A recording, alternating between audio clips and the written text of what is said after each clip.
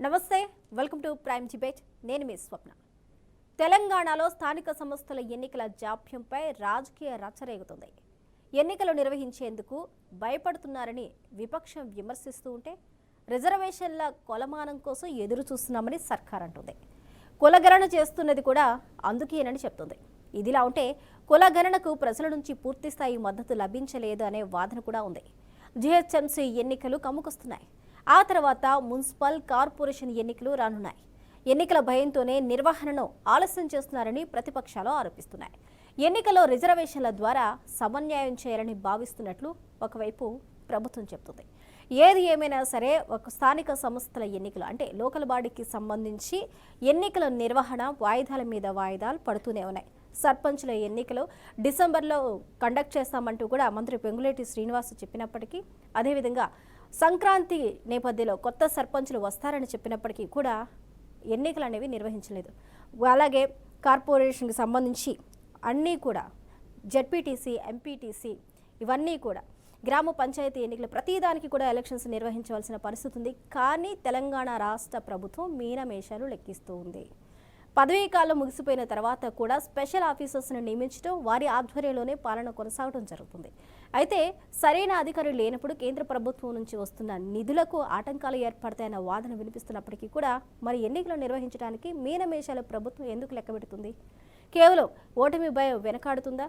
అంటే ఎప్పుడు కూడా గతంలో మనం చూసుకున్నట్లయితే ఆనవాయితీగా అధికారంలో ఉన్న పార్టీకి ఎక్కువగా గెలిచే అవకాశాలు, మద్దతు ఎక్కువగా ఉంటుంది. కానీ ఇప్పుడు ప్రస్తుతం తెలంగాణలో చూసినట్లయితే ఎందుకు ఎన్నికలకు వెళ్ళడానికి భయపడుతుంది? దీనికి సంబంధించిన ప్రణాళికలు ముందుకు వెళ్ళడానికి ఎందుకు త్వరితగతిన నిర్ణయాలు తీసుకోవట్లేదు అన్న సందేహాలు అయితే వ్యక్తమవుతున్నాయి. దీనికి సంబంధించి మనతో పాటు డిస్కస్ చేయడానికి జూమ్ లైవ్లో మనకి రామ్మూర్తి గారు, బీఆర్ఎస్ స్పోక్స్ పర్సన్, అదేవిధంగా మనకి బీజేపీ నుంచి వెంకట్రెడ్డి గారు స్పోక్స్ పర్సన్ అధికార ప్రతినిధి ఉన్నారు. ఇద్దరికి నమస్కారం అండి. మరి కాసేపట్లో మనకి పొలిటికల్ అనలిస్ట్ జయరామ్ గారు, అదేవిధంగా టీపీసీసీ స్పోక్స్ పర్సన్ శివకుమార్ గారు కూడా యాడ్ అవుతారు. డాక్టర్ నమస్కారం అండి అందరికీ. నమస్తే. ముందుగా వెంకట్రెడ్డి గారు చెప్పండి. వెంకటరెడ్డి, స్థానిక సంస్థల ఎన్నికలు, ఇందులో కేవలం ఒక స్థానిక సంస్థల ఎన్నికలు కదా, ఎంపీటీసీ, జడ్పీటీసీ కావచ్చు, గ్రామ పంచాయతీ కావచ్చు, సర్పంచులు కావచ్చు, అందరికీ కూడా గడువు ముగిసింది. అయినప్పటికీ కూడా ఎన్నికలు నిర్వహించవలసిన పరిస్థితులు ఉన్నప్పటికీ కూడా రాష్ట్ర ప్రభుత్వం ఎందుకు వెనకడుగు వేస్తుంది? ఎందుకు ముందుకు వెళ్ళలేకపోతుంది? దీని వెనకాల గల కారణాలేంటి? ఇచ్చిన హామీలను త్వరితగతిన నెరవేర్చలేకపోవడమా? సంవత్సర కాలం పాటు పాలన పూర్తి చేసుకున్న ప్రజల్లో వ్యతిరేకత ఉంది అన్న సందేహంతోనా అన్న అనుమానాలు అయితే వ్యక్తమవుతున్నాయి. దీనికి కారణాలు ఏంటంటారు? ఇప్పుడు ఒక్కటే మేడం, లైవ్ లో ఉన్నటువంటి రామూర్తితో సహా అందరికి నమస్తే. ఇప్పుడు మీరు అన్నట్టుగా సర్పంచెస్, ఎంపీటీసీ, జడ్పీటీసీలు ఎన్నికలు, మండల ప్రజాపరిషత్ ఎన్నికలు ఇవన్నీ కూడా ఆటకెక్కిన మాట వాస్తవము. ఈ నెల చివరికి వచ్చేటప్పటికి మున్సిపాలిటీ రాష్ట్రంలో ఉండేటువంటి సుమారుగా 140 మున్సిపాలిటీలకు సంబంధించినటువంటి పదవి కాలం కూడా ముగిస్తుంది. ఇప్పుడు మీరు అడిగిన ప్రశ్న ఏమిటి, ఎందుకు వెనక్కిపోతున్నారు అనేటువంటిది సాధారణంగా మీరు చెప్పిన దాంట్లో 100% వాస్తవం ఉన్నది. ఏ ప్రభుత్వమైనా కూడా అధికారంలో ఉన్నప్పుడు అది కూడా ఒక సంవత్సర కాలం లోపల చేసేటువంటి కార్యక్రమాల ఆధారంగా ఏ స్థానిక ఎన్నికలను ముందుకు తీసుకొచ్చి గెలిచేటువంటి ప్రయత్నం చేస్తారు. గతంలో టీఆర్ఎస్ మనం ఆ పార్టీ యొక్క విధానాలను వ్యతిరేకించినప్పుడు కూడా 2018లో వాళ్ళు సుమారుగా అట్లాగే 1 month లోపలనే ఎన్నికలు పెట్టినారు. చాలా ప్రాంతాల లోపల వాళ్ళు అధికంగా సీట్లను సర్పంచులు కానీ, ఎంపీటీసీ, జడ్పీటీసీలు, జిల్లా పరిషత్లను కైవసం చేసుకున్నటువంటి పరిస్థితి మనం చూసాము. ఇప్పుడు కాంగ్రెస్ వచ్చి ఒక సంవత్సర కాలం గడిచిన తర్వాత రోజు రేపు మాపు అనుకుంటూ వస్తున్నారు. ఈ సర్పంచుల కాలం ముగిసిపోయింది. ఇప్పుడు మనకు తెలిసినటువంటి సూత్రం ఒకటి ఉంది మేడం, పద్ధతి ఒకటి ఏంటంటే, రాజ్యాంగబద్ధంగా రాజ్యాంగ సవరణ జరిగింది కాబట్టి లోకల్ బాడీస్లో ప్రజాప్రతినిధులు లేనట్టయితే కేంద్ర ప్రభుత్వం ఇచ్చేటువంటి వివిధ గ్రాంట్లు ఆగిపోతాయి. ఈ స్థానిక సంస్థలకు ఇచ్చేటువంటి గ్రాంట్లు వాస్తవానికి భారతీయ జనతా పార్టీ అధిక భాగము దేశంలో స్థానిక సంస్థలను బలోపేతం చేసేటువంటి కోణం లోపల అనేక విధాలుగా రకరకాల స్కీములు సుమారుగా 30-40 రకాల సంక్షేమ కార్యక్రమాలకు నిధులను మంజూరు చేస్తున్నటువంటిది ఇప్పుడు అవి ఆగిపోతాయి. ఆగిపోయేటప్పటికి ఏమవుతుంది, ఎట్లాగో రాష్ట్ర ప్రభుత్వాలు ఈ ఆర్థిక తెలంగాణలో ఉండేటువంటి ఆర్థిక సంక్షేమంలో కొట్టుబిట్టాడుతున్నటువంటి రేవంత్ రెడ్డి గారి ప్రభుత్వం గ్రామ స్థాయిలో ఎలాంటి కనీసం జీతభత్యాలు, పారిశుద్ధ్య కార్మికులకు కూడా జీతభత్యాలు చెల్లించేటువంటి పరిస్థితి లోపల లేరు. కనీసం ఆ డబ్బన్నా వస్తే కేంద్ర ప్రభుత్వం, భారతీయ జనతా పార్టీ, దేశ ప్రభుత్వం యొక్క డబ్బన్నా వస్తే కనీసం కొంత ఊరట జరిగేది. ఇప్పుడు చేయడం లేదు. కాబట్టి వీళ్ళు చెప్తున్నది ఏంది, వాళ్ళ మేనిఫెస్టోలో రేవంత్ రెడ్డి గారి మేనిఫెస్టోలో చెప్పినటువంటిది ఏమిటి? మేనిఫెస్టో 43 పేజీల గల మేనిఫెస్టో లోపల పేజీ నెంబర్ 16లో చెప్పినారు, కామారెడ్డి డిక్లరేషన్ కు సంబంధించినటువంటి విషయాలు, వెనుకబడిన వర్గాలు ఇప్పుడు ఉన్నటువంటి రిజర్వేషన్లు 23% నుంచి మేము 42% చేస్తాము, 23,000 మందికి కొత్తగా పదవి బాధ్యతలు వస్తాయి, అవి సర్పంచెస్ కానివ్వండి, ఎంపీటీసీలు కానివ్వండి, జడ్పీటీసీ కానివ్వండి, మొత్తం మేనిఫెస్టోలో అబద్ధాలు రాయడం అనేటువంటిది జరిగింది. ఇంతవరకు మాట్లాడతలేరు వాళ్ళు. సరే మనం అనుకుందాం 42% ఎవరు ఏ రాజకీయ పార్టీ కూడా అడ్డుపడలేదు. భారతీయ జనతా పార్టీ కానివ్వండి, లేకపోతే బీఆర్ఎస్ కానివ్వండి, 42% ఇవ్వండి వాళ్ళకు, న్యాయమైనటువంటిది. ఇది చేయలేకపోతున్నారు. కారణం ఒకటే మనకు కనపడుతున్నటువంటిది ఏంటంటే, ఇవాళ ప్రజలను ఎదుర్కొనేటువంటి అంటే 1 సంవత్సర కాలంలో కాంగ్రెస్ ప్రభుత్వం ఇచ్చినటువంటి తీవ్రమైన నిరసన బహుశా దేశంలో ఇది జరగదండి. ఇప్పుడు టీఆర్ఎస్ చూసాము, 9-9.5 సంవత్సరాల తర్వాత వ్యతిరేకత వచ్చినటువంటి మాట వాస్తవం. ఒక 5 సంవత్సరాల తర్వాత వ్యతిరేకత వస్తుంది. దురదృష్టవశాత్తు ఏంటంటే ఇక్కడ తెలంగాణకు వచ్చినప్పటికీ ఏంటంటే 1 సంవత్సర కాలంలోనే విపరీతమైనటువంటి 5 సంవత్సరాల తర్వాత వచ్చేటువంటి ఒక ప్రజల అసంతృప్తి అనేటువంటిది వాళ్ళ రేవంత్ రెడ్డి గారు ఎదుర్కొంటున్నటువంటిది. దీనికి కారణం ఏంటంటే వాళ్ళ మేనిఫెస్టోలో చెప్పింది ఏంది, చేసేది ఏమిటి? అబద్ధాలు, యూటర్న్, ప్రతి విషయంలో యూటర్న్ తీసుకుంటున్నారు మేడం వాళ్ళు. ఏ ఒక్కటి కూడా ముందుకెళ్ళలే. ఇప్పుడు బీఆర్ఎస్ మీద అనేక ఎంక్వైరీలు ఇచ్చినారు, కమిషన్లు ఇచ్చినారు, రోజు ఒక థ్రిల్లింగ్ డిటెక్టివ్ సినిమా, సంచలనాత్మక భరితమైనటువంటి సీరియల్ లాగా, తెలుగు సీరియల్లో టీవీల్లో వచ్చే సీరియల్ లాగా నడుస్తుంది తప్ప దాని మీద ఇంతవరకు యాక్షన్ తీసుకోలే. వాళ్ళేమో దమ్ముంటే ధైర్యం ఉంటే అరెస్ట్ చేయమంటున్నారు కేటీఆర్ గారు. ఎంక్వైరీలు ఇంటికి పంపించడము, చేయడము, ఈ కోర్టులు, ఇదంతా కూడా జరుగుతున్నటువంటి పరిస్థితి. నేను చెప్పదలుచుకున్న పాయింట్ ఏంటంటే, ఇవాళ వాళ్ళు బీసీ కమిషన్ వేసినారు. బీసీ కమిషన్ వేసేటప్పుడే దాని పురిటి నొప్పులు. బీసీ కమిషన్ ఎట్లా లెక్కిస్తుందంటే, బీసీ కమిషను బీసీకి సంబంధించినటువంటి జనగణన చేస్తుంది అన్నారు. మొత్తం జనాభా లెక్క లేకుండా బీసీ గణన ఎట్లా వస్తుంది? తర్వాత వచ్చినటువంటి అభ్యంతరాలు హైకోర్టు ఇంటర్ఫేర్ అయ్యి మీరు బీసీ కమిషన్కి ఏం హక్కు ఉంది అన్నప్పుడు ఒక డెడికేటెడ్ కమిషన్ వేసినారు. మాజీ హైకోర్టు జస్టిస్తో వేసినారు. అది ఏమైందో ఇంతవరకు తెలియదు. ఈ పార్టీకి రావాలా, దాన్ని రేపు ఎల్లుండి అనే పబ్లిష్ చేస్తామంటారు. కాబట్టి నేను చెప్పదలుచుకున్న పాయింట్ ఏంటంటే, స్పష్టంగా మనకు కనపడుతున్నటువంటిది రేవంత్ రెడ్డి ప్రభుత్వానికి వ్యతిరేక పవనాలు వేగంగా, గంటకు 200 కిలోమీటర్ల తుఫాను చెప్తాం చూడండి, అంత వేగంగా వెళ్తున్నటువంటి పరిస్థితి ఉంది. కాబట్టి ఇవాళ వాళ్ళు ఎన్నికలకు వెళ్లే పరిస్థితి లేదు. ఊరికే చెప్తారు, అప్పుడప్పుడు లీకులు ఇస్తుంటారు, ఏమని ఎన్నికలకు వెళ్తున్నాము, క్యాబినెట్ లో నిర్ణయం జరిగింది అది అనేటువంటిది. నాకు తెలిసినంత వరకు ఏంటంటే వీళ్ళు ఏది కూడా చేసే పరిస్థితి లేరు. బీసీల మీద ముసలి కన్నీరు. వాళ్ళు ఇచ్చినటువంటి అసెంబ్లీ సీట్లను బట్టే బీసీలకు ఎంత అన్యాయం చేసినట్టు. భారతీయ జనతా పార్టీ 40 సీట్లు బీసీలకు ఇచ్చిందండి. భారతీయ జనతా పార్టీ వల్ల బీసీ ఎంపీలను మేము ఈటల రాజేందర్ కానివ్వండి, అరవింద్ గారు కానివ్వండి, లేకపోతే బండి సంజయ్ గారు కానివ్వండి, 3 ఎంపీలను ఏ పార్టీకి ఇయ్యనంతగా గెలిపించుకునేంతగా మేము భారతీయ జనతా పార్టీ బీసీల పట్ల మేము ముఖ్యమంత్రి కూడా బీసీ తెలంగాణకని ప్రకటించడం. కాబట్టి వీళ్ళంతా ఏమిటంటే అగ్రకులాలతో ఉండేటువంటి కాంగ్రెస్ పార్టీ చెప్పడం జరుగుతుంది. ప్రాక్టికల్గా వాస్తవాలను మేము భారతీయ జనతా పార్టీ అమలు చేసి చూపిస్తున్నటువంటి పరిస్థితి. కాబట్టి నిజమైనటువంటి అభిమానము, ప్రేమ, అభివృద్ధి బీసీల మీద ఉన్నదంటే ఇవాళ దేశంలో కానీ ప్రధానమంత్రి గారు బీసీ దగ్గర నుంచి ఆ సామాజిక వర్గం నుంచి ఉన్నటువంటిది ఇప్పటి వరకు తెలంగాణలో ఉండదు. కాబట్టి ఇవాళ కాంగ్రెస్ పార్టీ వెనక్కిపోవడానికి కారణం ఏంటంటే ఎన్నికలను ఎదుర్కొనే పరిస్థితి లేదు. వాళ్ళు ఇంకా ఎప్పుడు పెడతారు ఎన్నికలు? ఆ కమిషన్ ఏమైంది రిపోర్టు? అదంతా గందరగోళంలో ఉన్నది. కాబట్టి ఆ కమిషన్ చైర్మన్ రకరకాలుగా మాట్లాడుతున్నారు. మేము ఈ లోపల మీరు అన్నట్టుగా ఏంటంటే సంక్రాంతి లోపల కొత్త సర్పంచులు వస్తారన్నారు. అది ఎప్పుడు ఉన్నది తెలియదు, ఎప్పుడు లేనిది తెలియదు. కాబట్టి పరిస్థితులు ఇవాళ రేపు మార్చి ఏప్రిల్ వచ్చేటట్టయితే స్కూళ్లకు పరీక్షలు ఉంటాయి, అప్పుడు పెట్టలేరు. కాబట్టి ఎప్పుడు పెడతారో అనేటువంటిది ప్రజాస్వామ్యబద్ధంగా, రాజ్యాంగబద్ధంగా స్థానిక సంస్థలను బలోపేతం చేయవలసినటువంటిది అని చెప్పి రాహుల్ గాంధీ గారు, రాజీవ్ గాంధీ గారి పీరియడ్ లోపలే కాన్స్టిట్యూషన్, రాజ్యాంగం అమలు చేయడం జరిగినటువంటిది. తప్పనిసరి షరతులు విధించడం జరిగింది. ఎన్నికలు జరగాలి సకాలంలోని. వాళ్ళ నాయకులు చేసినటువంటి దానికి ఇవాళ ఇలా తెలంగాణ కాంగ్రెస్ ఉన్నదని చెప్పి మనకు కనపడుతున్నటువంటి ప్రధానమైన అంశము. ఓకే వెంకటరెడ్డి గారు, ఒక్క నిమిషం హోల్లో ఉండండి. అదే విధంగా మనకి స్టూడియోలో మనకి శివకుమార్ గారు కూడా ఉన్నారు కాంగ్రెస్ తరపు నుంచి. శివకుమార్ గారు నమస్కారం అండి. శివకుమార్ గారు, లోకల్ బాడీ ఎలక్షన్స్కి సంబంధించి స్థానికంగా జరగవలసినవి వాయిదాల మీద వాయిదాలు జరుగుతూనే ఉన్నాయి. ముఖ్యంగా మనం చూసుకున్నట్లయితే జూన్ 1 వీక్ కల్లా వార్డుల విభజన జరగాల్సి ఉంది. అలాగే జూలై 1 అంతా ఎన్నికల నోటిఫికేషన్ రావాల్సి ఉంది. ఆగస్టు 10 కల్లా ఎన్నికలు పూర్తి చేసుకొని ఫలితాలు కూడా రావాల్సిన పరిస్థితులు ఉన్నాయి. కానీ వీటన్నిటికీ కూడా భిన్నంగా ఎలక్షన్స్కి ఎందుకు ముందుకు వెళ్ళట్లేదు? కొన్ని ఎమ్మెల్సీ ఎలక్షన్స్ కావచ్చు, పార్లమెంటు ఎన్నికల్లో కావచ్చు, సరైన ఫలితాలు రాలేదు.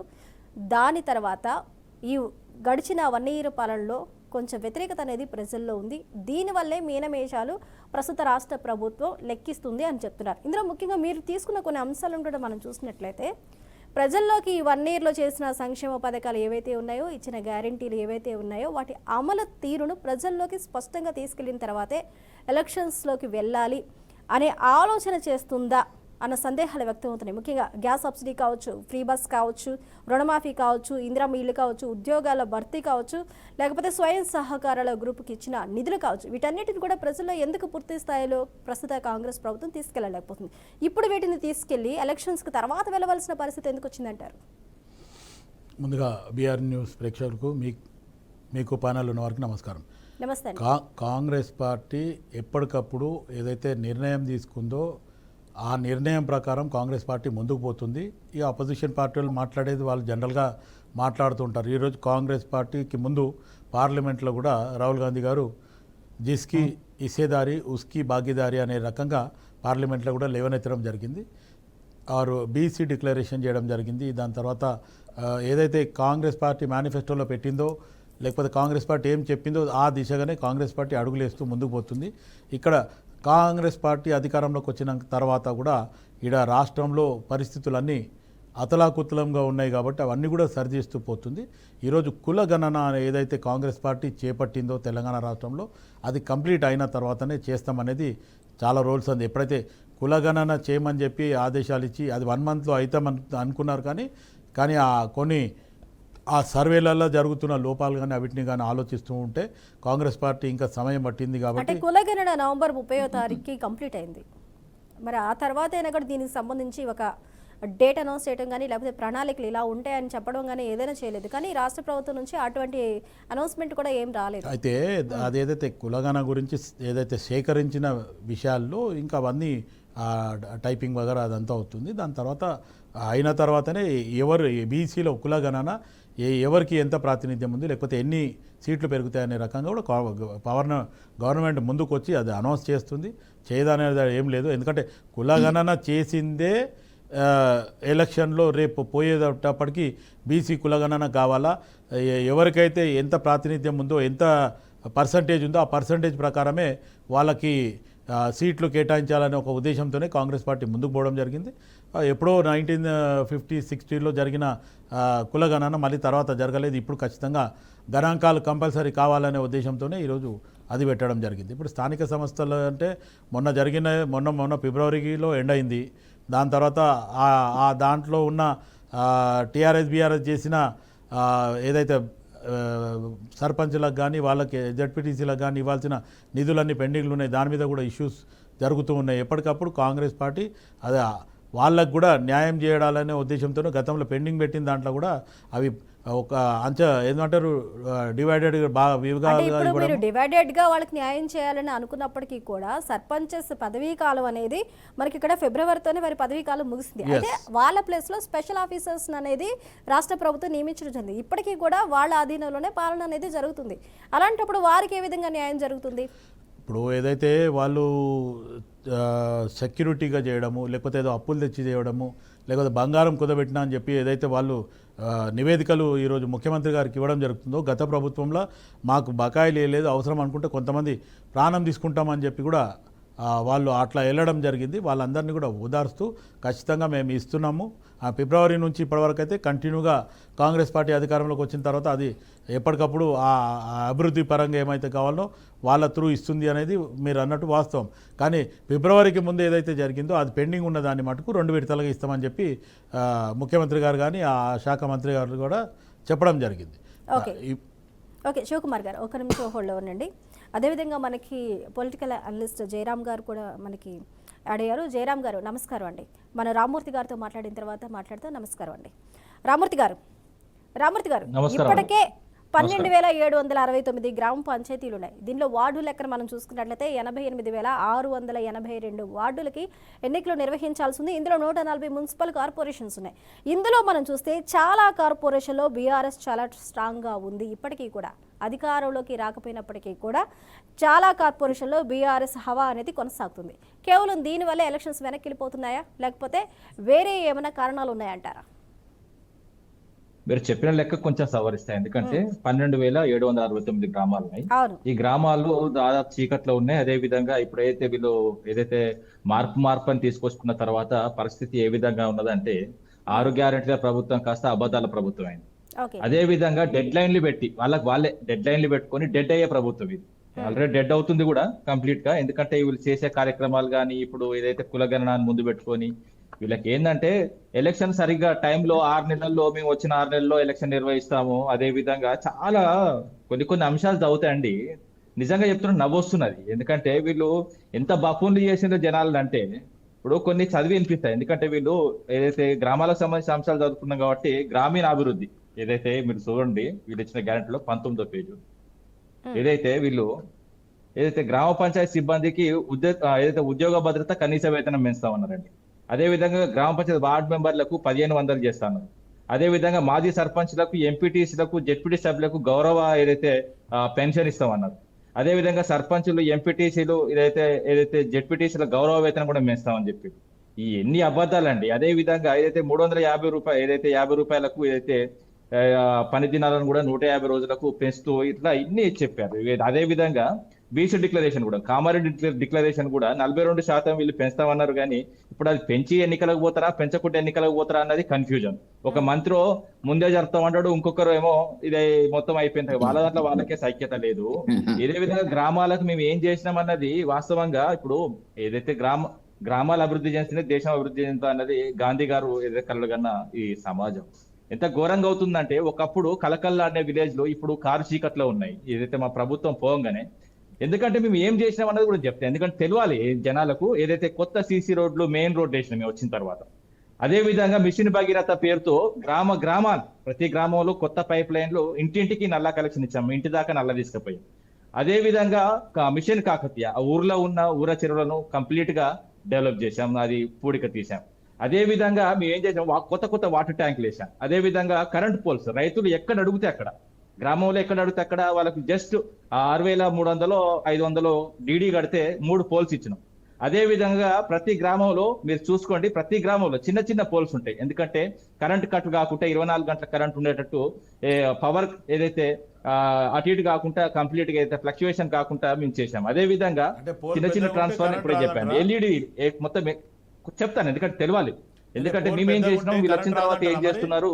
అయితే ఇందులో కొంత ఎందుకంటే కేంద్ర ప్రభుత్వం నిధులు కూడా ఉండొచ్చు, ఎందుకంటే భాగస్వామ్యం. ఎందుకంటే కేంద్రం కూడా గ్రామాలకు భాగస్వామ్యం ఇవ్వాల్సిందే, రాష్ట్రానికి ఇవ్వాల్సిందే. అదే విధంగా ప్రతి చోట వీళ్ళ భాగస్వామ్యం ఉండాల్సిందే, హక్కుగా మాకు వచ్చింది. అంతే తప్ప వీళ్ళు కొత్తగా ఏదైతే గుజరాత్ కి ఇచ్చినట్టు, అదే విధంగా ఆంధ్రప్రదేశ్ కి ఇచ్చినట్టు కొత్తగా అయితే కొంత ఎక్కువ మొత్తాలు అయితే మనకి ఇవ్వలేదు. ఏదైతే హక్కుగా రావాల్సిందో హక్కుగా వచ్చినాయి గ్రామాలకు ఖర్చు పెట్టాం, అదే నగరాలకు ఖర్చు పెట్టాం. అదే విధంగా చిన్న ట్రాన్స్ఫార్మర్స్ చేసిన తర్వాత ఎల్ఈడి లైట్స్ ఇచ్చాం ప్రతి పోల్కి. చూసుకోండి గ్రామాల్లో అంతకుముందు 100 బల్బులు 60 బల్బులు ఉన్న పరిస్థితి, చీకటి కనీసం లైట్ లేకుండా. కానీ రామూర్తి గారు గత 10 ఏళ్ల నుంచి మీరు ఏం చేశారు అనేది 10 ఏళ్ల నుంచి చూసిన ప్రజలకు తెలుసు, ఏం జరిగింది అన్నది కూడా తెలుసు. కాకపోతే ప్రస్తుతం మనం మాట్లాడుతుంది ఎందుకు లేట్ అవుతున్నాయి ఇప్పుడు స్థానిక లోకల్ బాడీ ఎలక్షన్స్ ఎందుకు లేట్ అవుతున్నాయి అనుకుంటున్నారు చెప్పండి. పెద్ద మ్యాటర్ కూడా ఏం లేదు. ఎందుకంటే ఇప్పుడు ఏదైతే మెయిన్ కూడలలో, ఏదైతే గ్రామాల మెయిన్ కూడలలో దాదాపు 1,80,000కు సంబంధించిన ఎల్ఈడి పెద్ద ఏదైతే రౌండ్ కు సంబంధించి ఎల్ఈడి వేశాం. అదే విధంగా వైకుంఠ ధామాలు వేశాం. అదే విధంగా గ్రామ పంచాయతీ డంపింగ్ యార్డ్ పెట్టాం, ప్రతి గ్రామానికి ట్రాక్టర్ ఇచ్చాం. అదే విధంగా గ్రామాల్లో వైకుంఠ ధామం అయితే ఖచ్చితంగా పెట్టిండ్రు రామూర్తి గారు.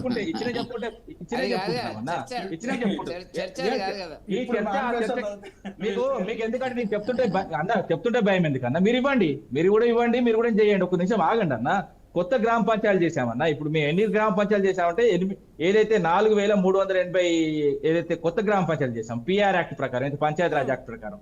అరే మేము చేసినామన్నా, చేయలేదని చెప్పట్లేదు కదా. ఇప్పుడు ఎందుకంటే మేము చేసినాం కాబట్టి, గ్రామాలకు మేము ఎక్కువ చేసినాం కాబట్టి, ఏ ముఖం లేక ఏం చేసినా సర్పంచులు మీ మీద కంప్లైంట్ ఎందుకు చేస్తున్నారు రామూర్తి గారు?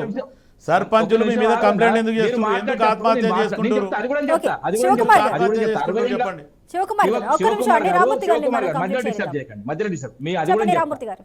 ఏదైతే మీరు బడా కాంట్రాక్టర్ 12,000 కోట్లు ఇచ్చింది కానీ ఏదైతే మాజీ సర్పంచులకు మీరు 600 కోట్లు మాత్రం ఇవ్వలేకపోతున్నారు. ఎందుకంటే కూడా చెప్తా, ఎందుకంటే వాళ్ళు మీకు పర్సెంటేజ్ ఇవ్వలేరు. 10% ఇచ్చిన వాళ్ళకి మాత్రం బడా కాంట్రాక్ట్ డైరెక్ట్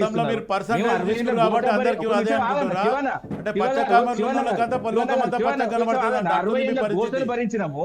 గత ప్రభుత్వాలు చేసిన అప్పులను కూడా లేలే, కట్టినాము. పచ్చకామెర్లు మీరు ఉన్నోళ్ళకంతా ఏదైతే 60 ఏళ్ళు, లోకం ఒక నిమిషం పచ్చగా ఆగండి, వాడతారంట. ఒక నిమిషం మీరు ఆగు. గతంలో కాంగ్రెస్ కమిషన్లు అధ్యక్షుడు 60 ఏళ్ళు, తీసుకొని ఆంధ్ర మీకు నాయకులు అదే అలవాటు అయిపోయింది. కూడా దోపిడిని భరించినాము. ఒక నిమిషం ఆగరాదన్న, మొత్తం కంప్లీట్ గా ఎవరి మీద కొట్లాడినామే? మీ పార్టీ మీద కాదా కొట్లాడింది? మీ పార్టీ కాదా? కానీ తెలంగాణ ఏం ఇచ్చింది చేసినారు ఎవరు మరి? మీరు? తెలంగాణ ఇచ్చింది ఎవరు? కలిపినాడు ఎవడు? మీ కేసీఆర్ పోయి కాళ్ళ మీద పడింది ఎవరిది? ఓకే, శివకుమార్ గారు తెలంగాణ ఇచ్చింది 10 సంవత్సరాల క్రితం ఉంది, ఇప్పుడు ఎందుకు కానీ ప్రస్తుతం ఎలక్షన్స్ గురించి మాట్లాడుతున్నారు. చెప్పండి రామూర్తి గారు, ఒక నిమిషం అండి. రామూర్తి గారు దయచేసి మనం గత చరిత్రలోకి వెళ్ళవద్దు. రామూర్తి గారు ఒక నిమిషం అండి. రామూర్తి గారు గత చరిత్రలోకి వెళ్ళవద్దు. ప్రస్తుతం జరుగుతున్న పరిణామాలు, ప్రస్తుత పరిపాలన ఎందుకు లేట్ అవుతుంది, దాని వెనకాల గల కారణాలేంటి, వాటి గురించి మనం మాట్లాడుతున్నాం. గత చరిత్ర ఇప్పుడు మనకు ప్రస్తుతం అవసరం లేదు. ఆగమానండి, చెప్పండి, మీరు అడిగిన దానికి సమాధానం చెప్తా. ఈ రోజు మీ కేసీఆర్ ఒప్పుకున్నాడు అసెంబ్లీలో. ఎవరు కాళ్ళ మీద పడ్డారో ఒక్కసారి మీ నాయకులంతా పోయి ఎవరు కాళ్ళు మొక్కిరో ఒకసారి ఆలోచించండి. శివకుమార్ గారు ఒక నిమిషం అండి. శివకుమార్ గారు, రామూర్తి గారు మీరు కూడా దయచేసి ఒక్క నిమిషం ఉండండి. శివకుమార్ గారు, రామూర్తి గారు, ఇప్పుడు మనం ఆల్రెడీ రాష్ట్ర విభజన అయిపోయింది. ఒక్క నిమిషం రామూర్తి గారు, రాష్ట్ర విభజన అయిపోయింది. ఇప్పుడు విభజన ముందు ఏం జరిగింది, ఆ తర్వాత ఎవరి కాళ్ళ మీద పడ్డారు, సోనియా గాంధీ ఇచ్చిందా లేకపోతే కేసీఆర్ తీసుకొచ్చారా, అవన్నీ కూడా ఇప్పుడు మనకి సమస్య కాదు. అవన్నీ కూడా జరిగిపోయాయి. ప్రస్తుతం జరగబోయేది ఏంటి అనేది మనం మాట్లాడుతున్నాం. రామూర్తి గారు ఒక్క నిమిషం హోల్లో ఉండండి. మీరు జయరాం గారు ఎలక్షన్స్ వెనక్కి వెళ్ళిపోతున్నాయి. వైఫల్యం ఎక్కడ? రాష్ట్ర ప్రభుత్వం ఎందుకు దృష్టి సారించలేకపోతుంది? భయమా, లేకపోతే ఇంకా ప్రజల వ్యతిరేకత వచ్చిందన్న అనుమానమా, లేకపోతే ఇచ్చిన హామీలను సరిగ్గా నెరవేర్చలేకపోయారా? చాలా టైం ఇచ్చిర్రు, నన్ను చెప్పే టైంలో మధ్య డిస్టర్బ్ చేసిన తర్వాత రామూర్తి గారు మీరు పాయింట్ కాకుండా చరిత్రలోకి వెళ్తున్నారు. రామూర్తి గారు మీరు చరిత్రలోకి వెళ్తున్నారు. చేసిన పనులు చెప్పిన, మీరు అడిగిన క్వశ్చన్ కే సమాధానం చెప్పలేదు.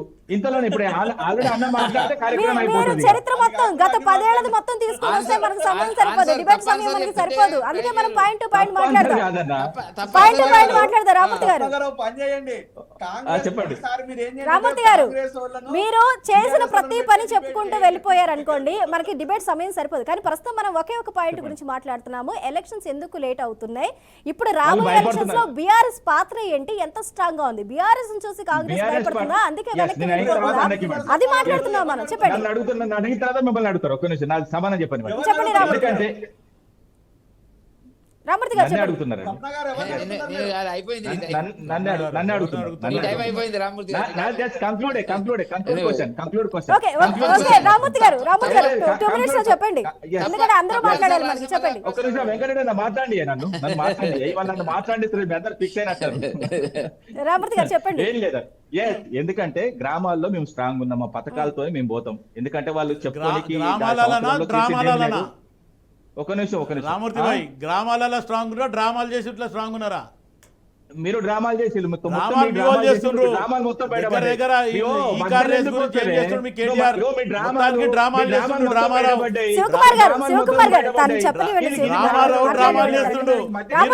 చేసిపోయిండ్రు, ప్రజలను 10 సంవత్సరాలలో మోసం చేసిండ్రు, మళ్ళా ఇంకా కొత్తగా చెప్తుండ్రు. నేను చేసే శాస్త్రాలకు తట్టుకొని కూడా తట్టుకోలేవు, విన్నావా? ఇప్పుడు అది కరెక్ట్ కాదు. ఇప్పుడు మాట్లాడివ్వండి. ఎందుకంటే గ్రామాలలో వీళ్ళు కంప్లీట్ గా ఫెయిల్ అయిండ్రు. ఏదో పింఛన్లు ఇస్తాను మోసం చేసిళ్ళు, బంగారం ఇస్తాను ఫెయిల్ అయిండ్రు, ఏ ముఖం పెట్టుకోలేని పరిస్థితి. అదే విధంగా రైతు బంధు, రైతు బీమా, అదే విధంగా రైతు రుణమాఫీ విషయంలో కూడా కంప్లీట్ గా తెలిసిపోయింది. గ్రామాల్లో వీళ్ళ ఒరిజినాలిటీస్ తెలిసిపోయింది. కాబట్టి వీళ్ళు ఏదో పేపర్ సాటుకు పెట్టుకొని పోయినా కూడా చెప్పు దెబ్బలు కొట్టే పరిస్థితి ఉన్నది. కాబట్టి వీళ్ళు ఏంటంటే ఎన్నికల్లో మెల్లమెల్లగా ఏదో ఒక కారణం చెప్పి వెనకకేసుకొని వస్తున్నారు. వీళ్ళు ఒకవేళ ఇప్పుడు ఎన్నికలకు పోతే ఖచ్చితంగా గ్రామ స్థాయిలోనే వీళ్ళకు ఎలాంటి తీర్పు వస్తుంది అంటే, వీళ్ళు కని విని ఎరగని తీర్పు వస్తుంది. వీళ్ళు ఏ విధంగా అయితే ఏదైతే వాపును చూసి బల్బ్ అనుకుంటున్నారో అది మొత్తం కంప్లీట్ గా పోతుంది.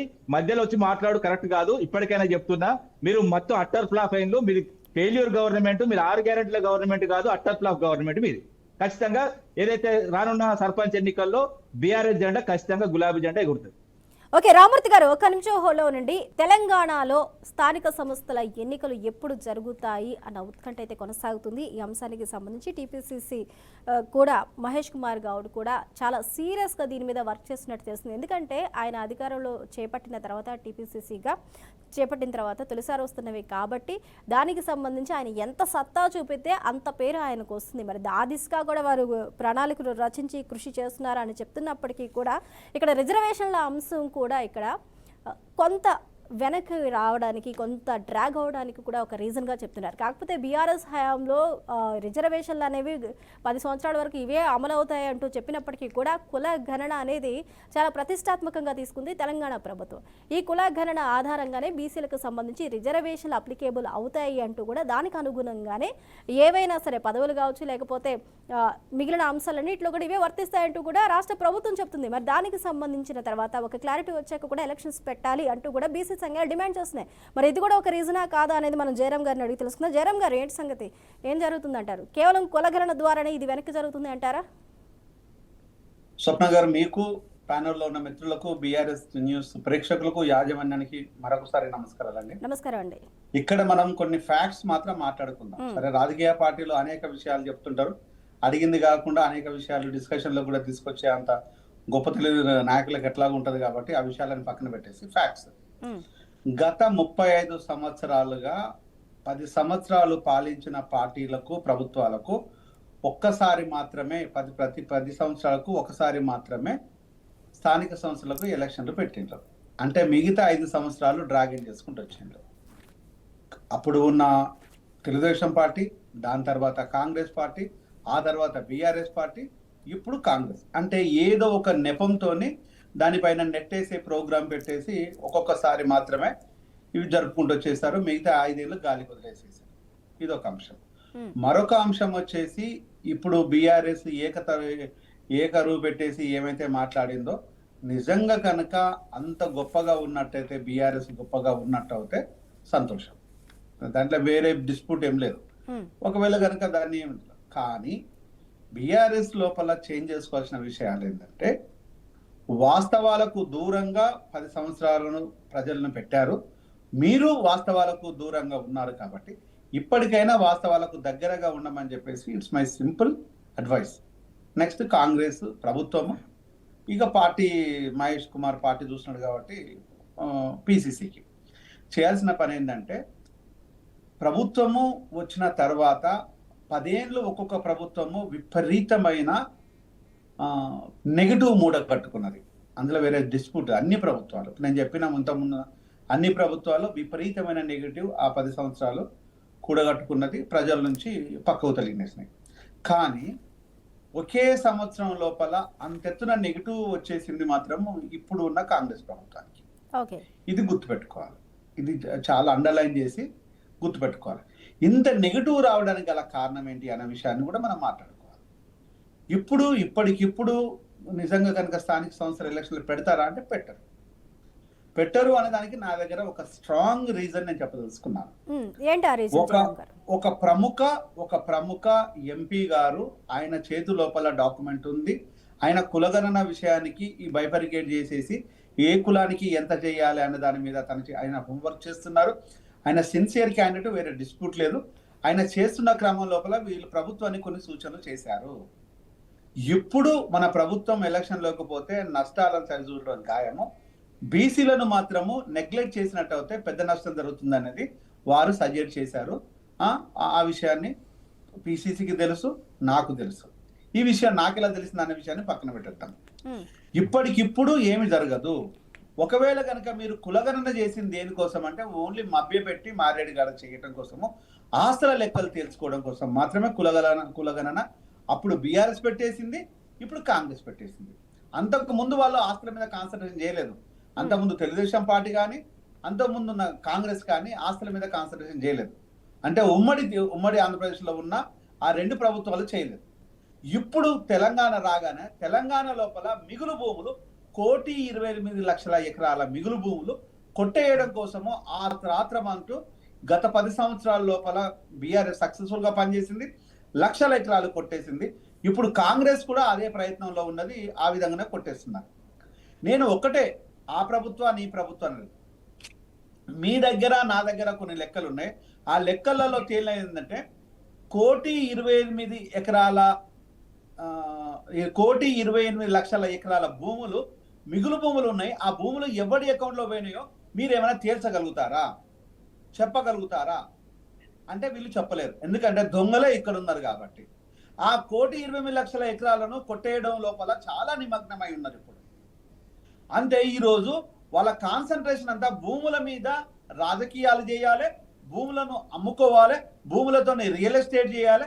రియల్ ఎస్టేట్ దందగానే మారిపోయింది తప్పితే కొన్ని $1,000,000,000,000 భూములు ఇక్కడ ఉన్నాయి అన్న విషయం చెప్తున్నాను. అంటే మన లక్షల కోట్లు చెప్తే అర్థం కాదు కాబట్టి నేను $1,000,000,000,000,000 వెళ్ళిపోతున్నాను.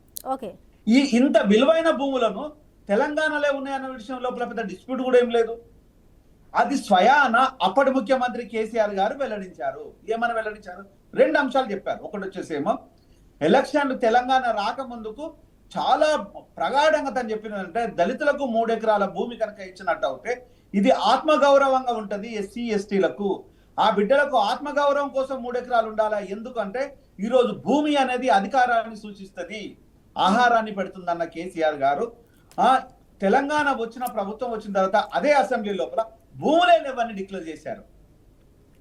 అంటే ఎంత దుర్మార్గమైన స్టేట్మెంట్ అంటే అది చాలా దుర్మార్గమైన స్టేట్మెంట్. భూములే లేవని నేను చాలా సందర్భాల్లో చెప్పాను. భూములు లేవంటున్నావు, ఎక్కడికి పోయినాయని అడిగాను. నేను ఎక్కడికి పోయాను అడిగాను, ఎన్నోసార్లు అడిగాను. కానీ ఆ రోజు కాంగ్రెస్ దీని విషయం మాట్లాడలేదు. ఈవెన్ బీఆర్ఎస్ చెప్పిన దాని గురించి భూముల గురించి మాట్లాడలేదు. ఇప్పుడు కూడా సేమ్ స్టోరీ కాంగ్రెస్ కూడా అదే స్టోరీ చెప్తుంది.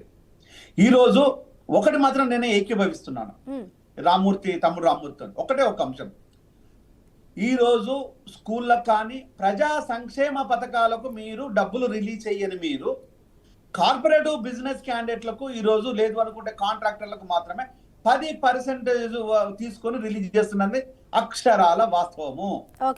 ఇది వాస్తవం, వేరే డిస్ప్యూట్ ఏమాత్రం లేదు. ఇది సిగ్గు పడకుండా సిగ్గు లేకుండా ఈరోజు కాంగ్రెస్ లో ఉన్న కొంతమంది అధికారులు, దాంతో పాటు నాయకుల సంబంధించిన వ్యక్తులు కూడా ఈరోజు ఇదే బిజినెస్ లోపల చాలా బిజీగా ఉన్నారు. ఇలా వేరే డిస్ప్యూట్ ఏం లేదు, అందరికీ తెలిసిన విషయమే. కాంగ్రెస్ లో డెమోక్రసీ ఎక్కువ కాబట్టి ఆ కుటుంబంలో ఆ 4 దోచుకున్నారు అప్పుడు, ఇప్పుడు అనేక కుటుంబాలు దోచుకుంటున్నాయి. ఇప్పుడు దోచుకోవడం మాత్రం కామన్ అయిపోయింది, కామన్ అయిపోయింది. అంటే ఈరోజు దీన్ని స్ట్రైట్ గా చెప్పే దమ్ము కాంగ్రెస్ నాయకులకు కానీ బీఆర్ఎస్ నాయకులకు ఉందా అంటే లేదు. అంటే ఈ రోజు ఏం చెప్పదలుచుకున్నాం మనము అంటే ప్రజా సంక్షేమానికి సంబంధించిన హెల్త్, ఎడ్యుకేషన్, ఎంప్లాయ్మెంట్ మీకు దమ్ము లేదు, ధైర్యం లేదు, ఆ ప్రభుత్వానికి లేదు, ఈ ప్రభుత్వాలని పక్కన పెట్టేద్దాం. ఇక హెల్త్, ఎడ్యుకేషన్ దాని విషయం లోపల ఇప్పటి వరకు మీరు కేటాయించిన కేటాయింపులు ఎంత, ఇచ్చిన నిధులు ఎంత, ఆ లెక్కలు దామోదర రాజసమ్మ దగ్గర ఏమైనా ఉన్నాయా?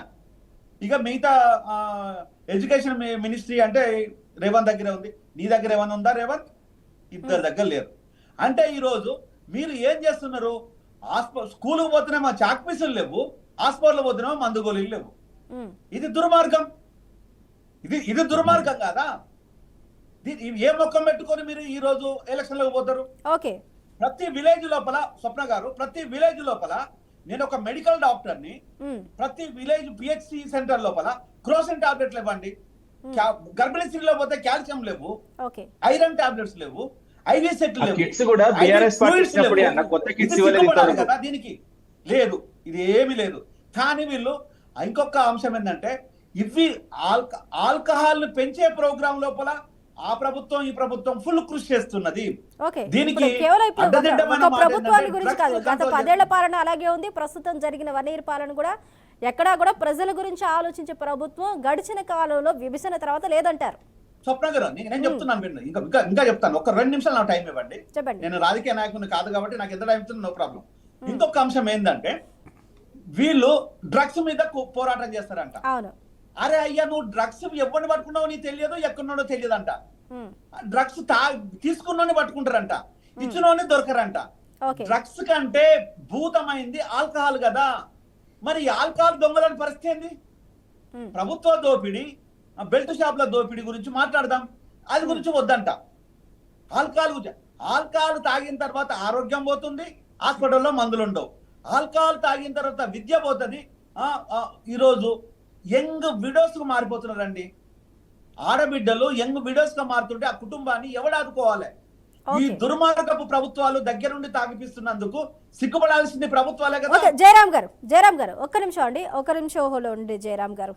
వెంకటరెడ్డి గారు, టోటల్ గా ప్రభుత్వం అయితే ఒక నిర్ణయానికి వచ్చింది. ఇప్పటికి వాయిదాల మీద వాయిదాలు వేసినప్పటికీ కూడా ఫిబ్రవరిలో కానీ మార్చిలో కానీ ఎలక్షన్లు నిర్వహిస్తామంటూ కూడా చెప్తుంది. కాకపోతే ఇక్కడ కులగణన అనేది ఇక్కడ ఒక పెద్ద అవాంతరంగా చూడాలి. ఎందుకంటే అది పూర్తి స్థాయిలో జరగలేదు. పూర్తి స్థాయిలో జరిగినా కానీ ప్రజల మద్దతు కూడా పూర్తి స్థాయిలో లేదు, అంతంత మాత్రమే ఉంది అనేది ప్రతిపక్షాల వాదన.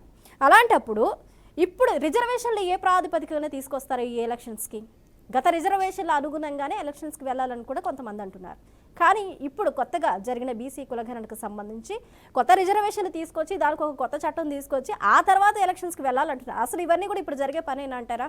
ఇప్పుడు గత రిజర్వేషన్ ప్రకారం వెళ్తే ఓకే, కానీ ఇప్పుడు కొత్తగా తీసుకురావాలంటే అది సాధ్యమవుతుందంటారా? ఇప్పుడు ఒకటి స్వప్న గారు, భారతీయ జనతా పార్టీ ముందు నుంచి కూడా బీసీలకు రిజర్వేషన్లు అనేటువంటిది పెంచాలి, దానికి మా మద్దతు ఉంటుంది అనేటువంటి మాట చెప్పినప్పటికీ కూడా ఇవాళ మీరన్నట్టుగా ఏంటంటే ప్రభుత్వము, కాంగ్రెస్ ప్రభుత్వానికి ఈ కొత్త రిజర్వేషన్స్ ను పెంచిన రిజర్వేషన్స్ ను అమలు చేసేటువంటి నైతికత కానీ లేకపోతే ఆసక్తి కానీ లేదు అనేది ఈ కులగణనకు సంబంధించిన ఈ కమిషన్ ఇచ్చినటువంటి రిపోర్ట్లు ఎంత డిలే అవుతున్నది అనేటువంటిది మనకు స్పష్టంగా ఉంది. వాళ్ళు ఏంటంటే ఏదో ఒక పొలిటికల్ అడ్వాంటేజ్ తీసుకోవాలనుకున్నారు, దాంట్లో కూరుకొని పోతున్నారు. ఇప్పుడు వెంకటరెడ్డి గారు ఏదైతే ఆ కులగణన చేశారో దానికి సంబంధించిన డేటా గానీ దానికి సంబంధించిన ఇన్ఫర్మేషన్ గానీ కూడా ఎవరికి కూడా అందుబాటులో లేదు ఇప్పటి వరకు. ఉండదు. నేను అదే చెప్తున్నాను. వాళ్ళు ఈ రేవంత్ రెడ్డి గారి ప్రభుత్వము దురదృష్టవశాత్తు యూటర్న్ ప్రభుత్వం. ఇప్పుడు మీరు చూసినారు అసెంబ్లీలో అల్లు అర్జున్ కి సంబంధించినటువంటి ఇష్యూ వచ్చినప్పుడు ఒక ఎగ్జాంపుల్ చెప్తున్నాను నేను. టికెట్లు పెంచము, నేను పదవిలో ముఖ్యమంత్రిగా ఉన్నంత కాలము బెనిఫిట్ షోకు అవకాశం ఇప్పుడు ఇచ్చేసినారు. నేనేమంటున్నా అంటే ఈ ప్రభుత్వం మీద ప్రజలు ఎన్నుకున్నటువంటి ప్రభుత్వం మీద భరోసా లేదు ప్రజలకి. ఆ కోణంలో ఏంటంటే బీసీలకు సంబంధించినటువంటి విషయంలో కూడా వీళ్ళకి చిత్తశుద్ధి లేదు. చిత్తశుద్ధి లేనటువంటి పరిస్థితి లోపల ఇప్పుడు సాకులు చెప్తున్నారు. అది రిపోర్ట్ రాలేదు, మీకు తెలియదు రిపోర్ట్ వస్తుందా రాదనేటువంటి ఊరే చెప్పినారా, అయిపోతుందని చెప్తున్నారా? మంత్రులు ఐదు రకాలుగా మాట్లాడతారు. ఒకరు వెనక్కి లాగుతారు, ఒకరు ముందుకు లాగుతారు. రకరకాలు ఎవరు మాట్లాడాలో అర్థం కాదు. ఒకరు మాట్లాడితే అందుకే పొంగులేటి శ్రీనివాసరెడ్డి గారికి శ్రీధర్ బాబుకి ఆ మధ్యన బాధ్యతలు ఇచ్చినాడు. ప్రతి ఒక్కరు మాట్లాడతారు. మాట్లాడేటువంటి దానికి చేసేటువంటి దానికి చాలా దూరం వచ్చింది.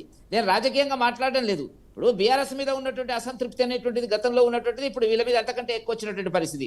కాబట్టి బీసీల యొక్క సంక్షేమం పట్ల ఈ ప్రభుత్వానికి వాళ్ళ ఇచ్చే పదవుల్లో కనపడతలేదండి. కార్పొరేషన్ పదవులు ఎన్ని ఇచ్చినారండి బీసీలకు చెప్పమనండి? అంతే అగ్రకులాలకు ఇచ్చినారు కదా. మంత్రి ఎమ్మెల్యేలప్పుడు ఏమన్నారు, మేము అవన్నీ నామినేటెడ్ పోస్టులు ఇస్తామని చెప్పినారు. కాబట్టి నేను చెప్పదలుచుకున్న పాయింట్ ఏంటంటే అదేవిధంగా ఎస్సీ వర్గీకరణ కూడా అట్లాగే డిలే చేసినారు.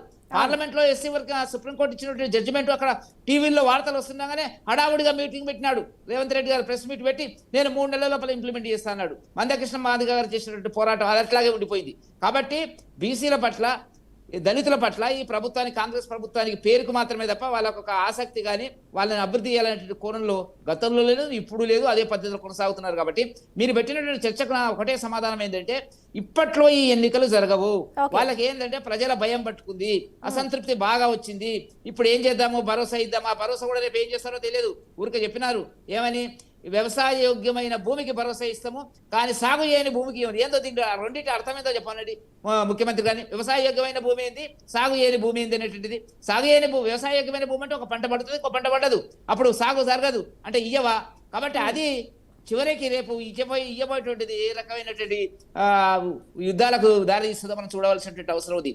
కాబట్టి ఇవాళ బీసీ నిధులనే ఆగిపోతున్నాయి. కేంద్ర ప్రభుత్వం ఇచ్చే నిధులని గత ప్రభుత్వం డైవర్ట్ చేసింది, ఇప్పుడు అసలు రావడమే లేదు. కాబట్టి తెలంగాణలో బీసీ సంక్షేమం పట్ల కాంగ్రెస్ పార్టీకి చిత్తశుద్ధి ఉన్నదని చెప్పి నేనైతే భావించలేదు. ఓకే వెంకటరెడ్డి గారు, ఒక నిమిషం హోల్డ్ ఉండండి. రామూర్తి గారు, గత ఎలక్షన్స్ లో బీఆర్ఎస్ ఓటమి పాలైంది. ఓకే, అక్కడ వరకు బాగానే ఉన్నా కానీ లోపాలు ఎక్కడున్నాయి అనేది సరి చేసుకుంటూ ముందుకెళ్తున్నప్పటికీ కూడా ఇప్పుడు మరొక సమస్య ఏంటి అంటే గత ఎలక్షన్స్ లో టీడీపీ ఇక్కడ పోటీ చేయలేదు, కానీ ఇప్పుడు రాబోయే స్థానిక సంస్థల ఎలక్షన్స్లో టీడీపీ పోటీ చేయడానికి గత వైభవాన్ని పార్టీకి తీసుకురావడానికి కూడా ప్రణాళికలు రచిస్తుంది. తప్పకుండా ఇక్కడ పోటీ చేస్తామని చెప్తున్నారు. అలాంటిది మీరు కాంగ్రెస్ని ఢీకొట్టలేకపోయారు గత ఎలక్షన్స్లో.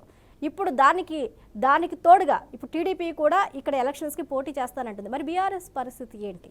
మరి క్యాడర్లో ఎలాంటి మార్పులు చేర్పులు చేస్తున్నారా, లేకపోతే క్యాడర్కి ఏం చేయాల్సిన అవసరం లేదు, ఆల్రెడీ స్ట్రాంగ్గా ఉన్నామంటారా? ఇప్పుడు మాది ఆల్రెడీ ఇప్పుడు ఏంటంటే ఎవరైనా పోటీ చేయొచ్చు. ఇప్పుడు ఏదైతే భారతదేశంలో ఎవరైనా ఎక్కడ పోటీ కానీ చేయొచ్చు, ఎందుకంటే ఏ ఇక్కడ రాజకీయ పోటీ పార్టీ అయినా చేయొచ్చు, ఎక్కడైనా కానీ పోటీ చేయొచ్చు. రామమూర్తి గారు ఓట్ బ్యాంక్ అనేది చీలుతుంది ఓట్ బ్యాంక్ అనేది. లేదండి. ఇప్పుడు ఇప్పుడు ఏంటంటే ఇప్పుడు మేము పోయి ఎక్కడైనా పోటీ చేసినా వాళ్ళు వచ్చి ఇక్కడ పోటీ చేసినా కొంత ఓన్ చేసుకునే అంత కెపాసిటీ, ఓన్ చేసుకునే హక్కు మా పార్టీకి తప్ప వేరే పార్టీకి లేదు. ఓకే, ఎందుకంటే ఇప్పుడు మేము ఏదైతే ప్రాంతానికి అన్యాయం జరుగుతూ పుట్టింది టీఆర్ఎస్ పార్టీ, దేశానికైనా అన్యాయం జరుగుతుంటే చూడకుండా ఉండలేక పుట్టింది బీఆర్ఎస్ పార్టీ. సరే, ఆ క్రమంలో మేము ముందుకెళ్లే క్రమంలో కొంత ఎందుకంటే ప్రజలు అర్థం చేసుకున్నారో అర్థం చేసుకోలేరు అన్నది ఇప్పుడు ఏంటంటే 1980లో పుట్టిన బీజేపీ పార్టీ కూడా వాస్తవంగా వెంటనే అధికారం రాలేదు. వాళ్ళకి 2 సీట్లు వచ్చినాయి, దాని తర్వాత కొట్టుకుంటూ వస్తాయి. ఇప్పుడు వాళ్ళు స్ట్రాంగ్ అయిన్లు. అట్లే కూడా ఏ పార్టీ అయినా కూడా కొంత బ్యాడ్ డే ఉంటుంది, కొంత గుడ్ డే ఉంటుంది. సరే, మా గుడ్ డే వరకు మేము వెయిట్ చేస్తాము. ఎందుకంటే మేము చేసిన పనులు, మేము చేసిన కార్యక్రమాలు నమ్ముకున్నాం. ఎందుకంటే గ్రామంలో ఇప్పుడు మేము పోయే ఏదైతే ఎలక్షన్స్ కూడా మేము చేసిన పనులు చూపెట్టుకునే పోతాం అంతే తప్ప మాకు వేరే ఎజెండా లేదు, ఏం లేదు. ఎందుకంటే గ్రామాలకు ఇప్పుడు ఏంటంటే 2023లో చూస్తున్నాం. ఎందుకంటే చిన్న ఎగ్జాంపుల్, 2023లో పాపం ఏంటంటే కేంద్ర ప్రభుత్వము 46 గ్రామాలకు మొత్తం కంప్లీట్ గా దేశవ్యాప్తంగా ఉన్న 46 గ్రామాలకు అవార్డ్స్ ప్రకటించింది. అందులో 13 గ్రామాలకు మనకు తెలంగాణకు అవార్డ్స్ ఇచ్చిందండి. అంటే సర్పంచులు ఆ విధంగా పనిచేసిన సర్పంచులు పాపం వాళ్ళని ఇప్పుడు ఒకప్పుడు అవార్డు తెచ్చిన సర్పంచులు 2023లో అవార్డు చేసిన సర్పంచులు ఇప్పుడు అవమానాలు పడుతున్నారు. ఎందుకంటే ఓన్లీ 600 కోట్లు పెండింగ్ ఉన్నాయి. అవి చెల్లించమంటే చెల్లించకుండా ఎన్ని వేషాలు వేస్తున్నారు. అసెంబ్లీలో ఒక విధంగా ఒక మంత్రి మొత్తం కంప్లీట్ గా లేవంటాడు, ఇంకో మంత్రి సీతక్క ఉన్నాయి మేము పేమెంట్ చేస్తా అంటది, శ్రీధర్ బాబు లేవంటాడు. ఒకరు వీళ్ళకి పొంతం లేదు ప్రభుత్వం. ఎందుకంటే ఇప్పుడు వీళ్ళు కంప్లీట్ గా ఏదైతే అబద్ధాలు చెప్పి ప్రభుత్వాలకు వచ్చి అబద్ధాలు చెప్పిన తర్వాత ఎన్ని అబద్ధాలు అండి. గొర్రెల పంపిణీ 3వ విడత చేస్తా అన్నారు. ఎక్కడ గొర్రెలు అంటే గొర్రెలు కాదు, గొర్రెలను కాపాడే కుక్కలను కూడా వేస్తున్నారు ఇప్పుడు. ఎందుకంటే ఇప్పుడు అన్ని తోడుకుంటే కూడా అన్నిట్లో ప్రతి దాంట్లో మేము 2 ఇస్తాం 3 ఇస్తా అన్నారు, 3 ఇస్తే 4 పేలాల మంచినట్టు మంచిది. వాస్తవంగా ప్రజలు తెలుసుకున్నారు. ఇప్పుడు ఏ విధంగా ఉన్నదంటే గ్రామాల్లో అబ్బా అనవసరంగా వీళ్ళని తీసుకొచ్చినాం, బీఆర్ఎస్ ప్రభుత్వం మంచుకుండే అన్న ఏదైతే ఆలోచనకు వచ్చింది. అలాంటి ఆలోచన చెప్పండి. ఓకే, రామమూర్తి గారు ఒక నిమిషం ఉండండి. శివకుమార్ గారు, ఇప్పటికే రైతు భరోసా అన్నారు. రైతు భరోసాకు సంబంధించి 2 లక్షల రైతు భరోసా అన్నారు, కానీ అది ఇప్పటి వరకు రూపకల్పన లేదు, రైతుల ఖాతాలోకి రాలేదు. అలాగే రుణమాఫీ అన్నారు, 2 లక్షల రూపున రైతులకి రుణమాఫీ చేస్తామన్నారు. అందులో కొంతమేర రుణమాఫీ చేసినప్పటికీ కూడా ఇంకా పెండింగ్ చేయవలసినవి ఇంకా ఉన్నాయి. అదేవిధంగా పెన్షన్ పంపిణీలో కూడా కొన్ని అవకతవకలు అనేవి ఇంకా అందకపోవడం అనేవి, పెన్షన్ పెంపులో ఇంకా రాకపోవడం అనేవి చాలా ఉన్నాయి. ఇవన్నీ కూడా ఉన్నాయి. అలాగే విద్యాశాఖలో కూడా చెప్పినట్టు మన జయరాం గారు చెప్పినట్లు విద్యాశాఖలో మనం చూస్తూనే ఉన్నాం. గురుకులాల్లో ఎంతమంది ఫుడ్ పాయిజన్ అవుతుంది, ఎంతమంది ఇప్పటికే వచ్చి సుమారు 43 మంది విద్యాలయాల్లో గురుకులాల్లో మరణించిన పరిస్థితులు ఉన్నాయి. అలాగే వైద్య రంగంలో కూడా పారాసిటమాల్, క్రోసిన్ లాంటి టాబ్లెట్స్, చివరికి గర్భిణీ స్త్రీలకు ఐరన్ లాంటి టాబ్లెట్లు కూడా దొరకలేని పరిస్థితి ఉంది అంటున్నారు. కాకపోతే ఇక్కడ విద్యాశాఖ కూడా మనకి రేవంత్ రెడ్డి ఆధీనంలో ఉంది. అలాగే హోంశాఖ చూసుకున్నా కానీ ఆయన ఆధీనంలో ఉన్నాయి. ఉన్నప్పటికీ కూడా ఇన్ని సమస్యలు చుట్టుముడుతున్నాయి. ఇక్కడ మేజర్గా మనం చూడాలి అంటే ఇదంతా కూడా ఇప్పుడున్న ఒక నెగిటివ్ ఒపీనియన్ ప్రజల్లో. అంటే వారు చెప్తున్న దాని ప్రకారం, ఇది మన పర్సనల్ ఒపీనియన్ కాకపోయినా ఈ ప్రచారం అయితే జరుగుతుంది బయట, దాన్ని మీరు ఎలా చూసుకున్నప్పటికీ. కానీ ఇక్కడ రిజర్వేషన్లు, బీసీ రిజర్వేషను, బీసీ కులగణన అన్నారు, రిజర్వేషన్లు అన్నారు, దానికి అనుగుణంగా. కాకపోతే ఇక్కడ మనం ఫర్ ఎగ్జాంపుల్ 40% బీసీలు ఉన్నారనుకోండి. ఎందుకంటే మేజర్ పార్ట్ బీసీలే ఉన్నారు ఇక్కడ మనం చూసుకున్నట్లయితే ఈ సామాజిక వర్గాల్లో 42% అంట, 42% ఉన్నారు. అలాంటప్పుడు మీరు 42% రిజర్వేషన్ వాళ్ళకి అనుగుణంగా ఇస్తే ఇతర సామాజిక వర్గాల పరిస్థితి ఏంటి? అక్కడ నుంచి మీకు వ్యతిరేకత రాదా? అది ఎలా సాధ్యమవుతుంది అనుకుంటున్నారు? ఎలా హ్యాండిల్ చేస్తారు? ఇంకోటి, రాజ్యాంగం ప్రకారం రిజర్వేషన్లకు సంబంధించి మనకు ఒక మార్జిన్ ఉంది, మరి దాన్ని మీరు 50%కి మించకూడదు అనేది, దాన్ని ఎలా హ్యాండిల్ చేస్తారు? స్వప్న గారు, ఫస్ట్ మీరు చెప్పిన దానికి ఏదైతే బీసీ కమిషన్ వేసింది, ఆయన నిజంగా కూడా నిరంజన్ గారు అని బీసీ కమ్యూనిటీకి చెందిన వ్యక్తి, కాంగ్రెస్ పార్టీలో ఆయన జాయిన్ అయినప్పటి నుంచి ఇప్పటివరకు కూడా ఒక నిబద్ధతతో ఉన్నాడు. ఆయనకు ఫస్ట్ టైం ఈరోజు, గతంలో పి జనార్దన్ రెడ్డి గారు ఉన్నప్పుడు ఆయనకు ఏదైతే జనరల్ సెక్రటరీగా పోస్ట్ ఇప్పించడం తప్ప ఆ తర్వాత ఆయన ఏ పదవి కూడా ఆశించలేదు. కాంగ్రెస్ పార్టీలో ఏ నిర్ణయం ఉన్నా ఏదైతే స్పోక్స్మెన్గా అనౌన్స్ చేయడం చేస్తూ ఉండే. కానీ మొన్న ఆయన తీసుకొచ్చి బీసీ కమిషన్ చైర్మన్గా చేసిన తర్వాత ఆయన ఓ బీసీ బిడ్డ కాబట్టి ఖచ్చితంగా ఏదైతే బీసీలకు నేను న్యాయం చేస్తా, అది చేసిన తర్వాతనే కులగణన ఏదైతే జరిగిందో ఆ గణనలో ఎక్కడ కూడా లోపాలు లేకుండా నేను సరిచేసి చేస్తా అనేదే ఆయన మీద ఉన్న నమ్మకంతోనే ఇటు ముఖ్యమంత్రి రేవంత్ రెడ్డి గారు కానీ మంత్రివర్గం కానీ అందరూ కూడా ఆయన ఆదేశాల మేరకే ఉన్నారు. ఇప్పుడు ప్రస్తుతానికి కులగణన జరుగుతుంది, మొత్తానికి కంప్లీట్ అయింది. అక్కడ ఇంకేమన్నా ఉంటే కూడా అది సవరణలో కూడా చేసి వాళ్ళకి ఎవరైనా మిగిలిపోయిన వాళ్ళు ఉంటే కూడా చేయమని చెప్పి ఇక్కడ మన ఖైరతాబాద్లో వాటర్ బాక్స్ ఏదైతే ఉందో దాంట్లో సెకండ్ ఫ్లోర్లో ఆ చైర్మన్ గారు ఆఫీస్ ఉంది, నిరంజన్ ఆయన పేరు. శివకుమార్ గారు మొత్తానికి ఇప్పుడు ఈ స్థానిక సంస్థల ఎన్నికల్ని ఇప్పట్లో రాష్ట్ర ప్రభుత్వం నిర్వహించడానికి రెడీగా ఉందా లేదా, అసలు నిర్వహిస్తుందా లేదా, ఎంత టైం పడుతుంది? ఖచ్చితంగా నిర్వహిస్తుంది. రేపు 26 తారీఖు తర్వాత మీరు అడిగినట్టు ఏదైతే రైతు భరోసా ఏదో ఇస్తున్నారో అదంతా కూడా కంప్లీట్ అయిపోయింది. కాకపోతే 15,000 ఇచ్చే దగ్గర 12,000 ఇస్తామని చెప్పి ఒప్పుకోవడం జరిగింది. ఎందుకంటే ఒక్క నిమిషం ఇప్పుడు నేను డిస్టర్బ్ చేయమంటే మంచిగా చేస్తాను రామూర్తి గారు, ఇట్లా డిస్టర్బ్ చేయమంటే నేను ఇంకా ఎక్కువ చేస్తా. ఇన్ని రోజులు ఏదో పుణ్యం అంతా ఇప్పుడు ఇట్లా డిస్టర్బ్ చేస్తే నేను డిస్టర్బ్ చేస్తా. చెప్పండి. 15 చెప్పడం జరిగింది, 12 ఇస్తామని ఎందుకు అన్నామంటే గతంలో టీఆర్ఎస్ బీఆర్ఎస్ కంప్లీట్ గా దోచుకున్నారు, ఖజానా ఖాళీ పెట్టిండ్రు, దోపిడి దొంగలాగా అన్ని మంత్రిత్వ శాఖలు దోచుకున్నారు. ఎక్కడ కూడా వద్దలేదు వాళ్ళు. టీఆర్ఎస్ బీఆర్ఎస్ దోపిడి దొంగలాగా 10 సంవత్సరాలు ఎగబడి దోసుకోవడం జరిగింది. అందుకు ఈ రోజు దాని విషయంలోనే ఈ రోజు 15,000 రూపాయలు ఇస్తాను, 12,000 రూపాయలు ఇస్తామని చెప్పడం జరిగింది. రేపు 26 తారీఖు రోజు 12,000 రూపాయలు రైతు భరోసా వాళ్ళకి ఇవ్వడం జరుగుతుంది. తర్వాత రేషన్ కార్డులు ఇవ్వడం జరుగుతుంది. ఇవన్నీ ప్రజలకు పనికొచ్చేటివి, ఏవి కూడా ప్రజల గురించి మాట్లాడేది కాదు. మొత్తానికి ప్రజలకు ఇచ్చిన హామీ ఖచ్చితంగా కాంగ్రెస్ పార్టీ పూర్తి చేస్తుంది. ప్రజలకు ఇచ్చిన హామీ ఖచ్చితంగా పూర్తి చేస్తుంది. ఆర్ జనరల్ గా స్థానిక సంస్థల ఎన్నికల్లో కూడా ఖచ్చితంగా కాంగ్రెస్ పార్టీ నిర్దేశించిన సమయానికి ఖచ్చితంగా చేస్తుంది. ఆపోజిషన్ పార్టీలు ఎన్ని మాట్లాడినా కాంగ్రెస్ పార్టీ ప్రజలకు ఏదైతే హామీ ఇచ్చిందో అది చేసుకుంటూ పోతుంది, ఖచ్చితంగా చేస్తుంది. ఒకటి ఏంటంటే ఒకసారి జయరాం గారు ఒకసారి ఆలోచించాలా, పారాసిటమాల్ లేదు అనేది అన్నారు కాబట్టి రేపు జయరాం గారు హెల్త్ మినిస్టర్ దగ్గరికి వస్తారా లేకపోతే గాంధీ హాస్పిటల్కి వస్తారా, నేను కూడా వైద్యున్నే వెళ్దామంటే కూడా నేను సిద్ధం. ఎందుకంటే పారాసిటమాల్ లేదన్న దానికి ఈరోజు సవరణలు చేయడం జరిగింది. ఇప్పుడు మీరు ఇంకొక మాట మాట్లాడి గురుకుల గురించి మాట్లాడితే మంత్రులు ముఖ్యమంత్రి కూడా పోయి అక్కడ ఒక రోజు భోజనం చేయడం జరిగింది. ఇప్పుడు ఈ రోజు 31 మంది ఐఏఎస్ ఆఫీసర్లని ప్రతి దగ్గర వచ్చి నివేదిక ఇవ్వండి, ఏం మార్పులు చేసుకుంటే చేద్దామని చెప్పడం జరిగింది. ప్రభుత్వం ఎప్పటికప్పుడు ప్రభుత్వం ఎక్కడైతే లోపాలు జరిగినాయో ఇదంతా గత ప్రభుత్వం చేసిన లోపాలు, ఈ రోజు కాంగ్రెస్ పార్టీ చేసిన లోపాలు కాదు. అక్కడ కూడా ఎవరైతే శివకుమార్ గారు రైట్ అండి, రైట్. మరొకసారి అంశం గురించి మనం పూర్తి స్థాయిలో చర్చిద్దాం. Right, thank you so much Shivakumar గారు. అదేవిధంగా జూమ్ లైవ్ లో మనకు అందుబాటులోకి వచ్చిన జయరామ్ గారికి, రామ్మూర్తి గారికి, అదేవిధంగా వెంకటరెడ్డి గారికి అందరికి కూడా థ్యాంక్ యూ సో మచ్ అండి. రైట్, చూస్తూనే ఉన్నాం కదా స్థానిక సంస్థల ఎన్నికలు తెలంగాణలో రోజు రోజుకి వెనక్కి వెళ్ళిపోతున్నాయి. మరి దానికి గల కారణాలు ఏంటి అనేది విశ్లేషించే పనిలో అయితే ప్రతిపక్షాలు ఉన్నాయి. కాకపోతే ఆర్థిక లోపమా, లేకపోతే అవగాహన లోపమా, లేకపోతే ప్రణాళిక లోపమా, వీటన్నిటికి సంబంధించి అసలు ఏం జరుగుతుంది అన్న సందేహం సామాన్య ప్రజల్లో కూడా ఉంటుంది. కాకపోతే ఇప్పటికే ఫలితాలు కూడా రావాల్సిన ఎలక్షన్స్ జరిగిపోయి ఫలితాలు రావాల్సి ఉన్నప్పటికీ కూడా ఇంకా కనీసం ఎలక్షన్స్ నోటిఫికేషన్ కూడా రాకపోవడం ఏంటి అనే చర్చ జరుగుతుంది. మరి రాబోయే 2-3 నెలల్లోనైనా ఈ స్థానిక సంస్థల ఎన్నికలు జరుగుతాయా లేదా, దానికి తగ్గట్టు ప్రణాళికలు రాష్ట్ర ప్రభుత్వం రూపొందిస్తుందా లేదా అనేది చూడాలి. ఇది వాళ్ళ prime debate. Keep watching BRK news.